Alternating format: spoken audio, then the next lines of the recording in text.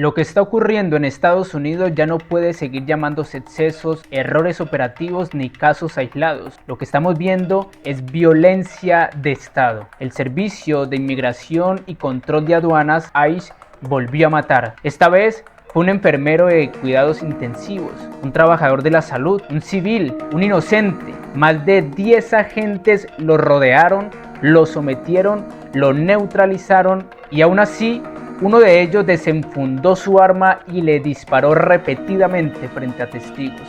No fue miedo, no fue defensa propia, fue una ejecución. Y no es el primer caso. Semanas antes, en la misma ciudad, esta misma fuerza asesinó a una mujer indefensa dentro de su automóvil. 2 personas muertas por la misma agencia en el mismo territorio. Cuando la muerte se repite, deja de ser un accidente, se convierte en método. Esto es lo que hoy representa el ICE, una fuerza paramilitar con licencia política para matar, protegida por el discurso del miedo y legitimada desde la Casa Blanca.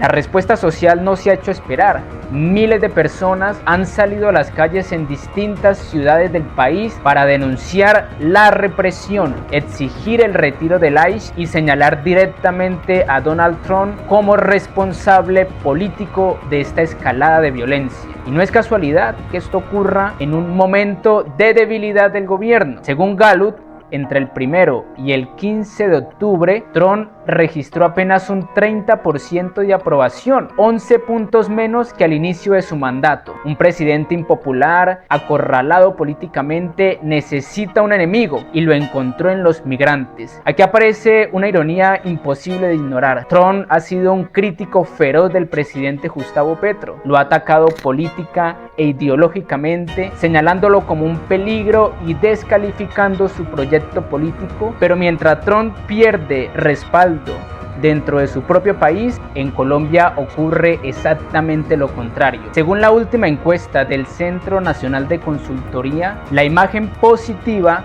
del presidente Petro sigue creciendo, acercándose al 50%. ¡Qué ironía! El presidente que habla de orden gobierna con represión y pierde legitimidad, mientras el presidente que demonizan desde Washington gana respaldo popular. Volvamos a Estados Unidos. La estrategia de Trump es vieja, pero efectiva. Crear pánico, señalar a un grupo, militarizar el conflicto y presentarse como el único capaz de imponer orden. Pero los datos destruyen su narrativa. Entre 2012 y 2016, cuando Estados Unidos recibió más migrantes que nunca, el índice de criminalidad cayó un 16%. Desde 2017, cuando Trump endurece las políticas migrantes y reduce la llegada de migrantes de 1.889.000 personas en 2016 a 1.286.000 en 2024, la criminalidad no baja. De hecho, sube de 48,87 en 2016 a 49,22 en 2025. Entonces, ¿dónde está el enemigo migrante que Trump vende todos los días? No existe. Lo que sí existe es un país profundamente desigual, armado hasta los dientes, con millones de personas excluidas y una clase política incapaz de resolver sus propias contradicciones. Pero en lugar de asumir responsabilidades, el Estado reprime. Y cuando el Estado reprime de forma sistemática, la historia responde con la misma contundencia. Por eso nos sorprende el resurgimiento de las Panteras Negras, no como nostalgia, sino como advertencia. Este movimiento nació en los años 60 para defender a las comunidades afroamericanas de la violencia policial. No desapareció por falta de apoyo popular, sino porque el FBI asesinó a sus líderes uno por uno. Hoy regresan armados, diciendo algo muy claro: si el ICE entra a nuestras ciudades, habrá confrontación. La consecuencia de esto serían ciudades enteras convertidas en polvorines. Y que nadie se engañe, si eso ocurre, no será una crisis migratoria, será un conflicto interno, será una guerra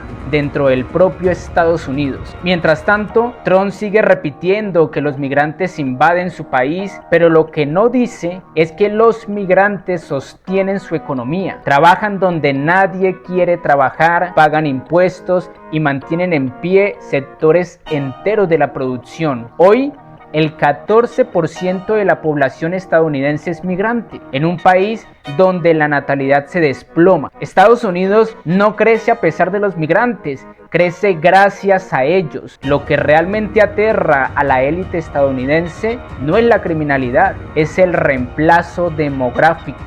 Es perder el control. Por eso cada vez más personas comparan al ICE con la Gestapo. Y no es exageración. La Gestapo perseguía a un grupo específico, actuaba sin límites legales claros, sembraba terror y estaba blindada políticamente. Exactamente la misma lógica que hoy empieza a normalizarse con el ICE. La historia no se repite de golpe, se repite paso a paso, mientras muchos miran hacia otro lado. Y mientras Estados Unidos arde por dentro, Trump sigue pensando en cómo enriquecer a su círculo empresarial, saqueando recursos de otros países, apoyando ocupaciones ilegales y planificando la reconstrucción a través de su yerno de rascacielos y hoteles de lujo en territorios que pertenecen únicamente al pueblo palestino, ignorando deliberadamente su existencia y volviendo su hogar en negocio disfrazado de turismo.